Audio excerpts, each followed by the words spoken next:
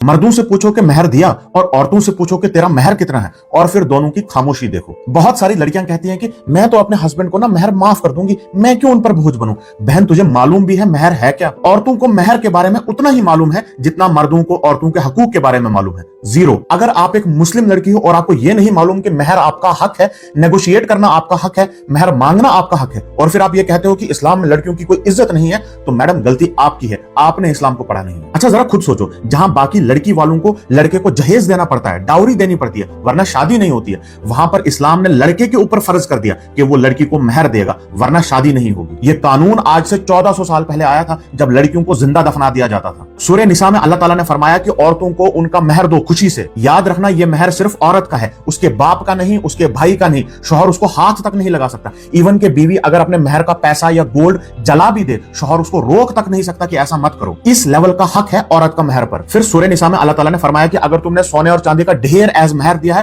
तुम वो वापस नहीं ले सकते। यानी कि अगर तलाक हुआ तो महर बीवी का है, और अगर अभी तक तुमने बीवी को महर नहीं दिया है तो ये तुम पर बहुत बड़ा कर्ज है, और अगर तुम्हारी डेथ हो गई तो तुम्हारी जायदाद में से बीवी को महर दिया जाएगा। ये महर दो तरीके का होता है, मुअज्जल यानी कि निकाह के वक्त ही महर देना होता है, और मुअक्खर यानी कि बाद में भी महर दे सकते हैं, जैसे कि तलाक पर या हस्बैंड की डेथ पर। लेकिन ये औरत डिसाइड करेगी कि उसे महर मुअज्जल चाहिए या मुअक्खर। अच्छा, अब ये सुनो, महर की कोई मिनिमम या मैक्सिमम लिमिट इस्लाम ने फिक्स नहीं की, और ना ही ये फिक्स किया है कि महर सिर्फ पैसा या गोल्ड हो। सहाबा ने एक लोहे की अंगूठी भी दी है एज महर, गुर्बत की वजह से। लेकिन अगर किसी के पास वो लोहे की अंगूठी भी नहीं थी तो उन्होंने अपनी बीवी को कुरान की तालीम दी एज महर। लेकिन अमीर साहबा ने अपनी बीवियों को बहुत ज्यादा महर दिया। खुद नबी सल्लल्लाहु अलैहि वसल्लम ने अपनी बीवियों को 500 दिरहम यानी कि 500 चांदी के सिक्के एज महर दिया है। लेकिन अब जरा मुस्लिम सोसाइटी की हालत भी देखो, औरतों को पता ही नहीं होता है कि उनका हक महर कितना है, जबकि वो उन्होंने खुद डिसाइड करना था। फिर मर्द भी औरतों को शादी के बाद महर देते ही नहीं है। This is reality. लड़के की फैमिली कम से कम महर रखवाना चाहती है। कोई अपनी बीवी को महर ही नहीं देता है, कोई सिर्फ 786 रुपए एज महर देता है,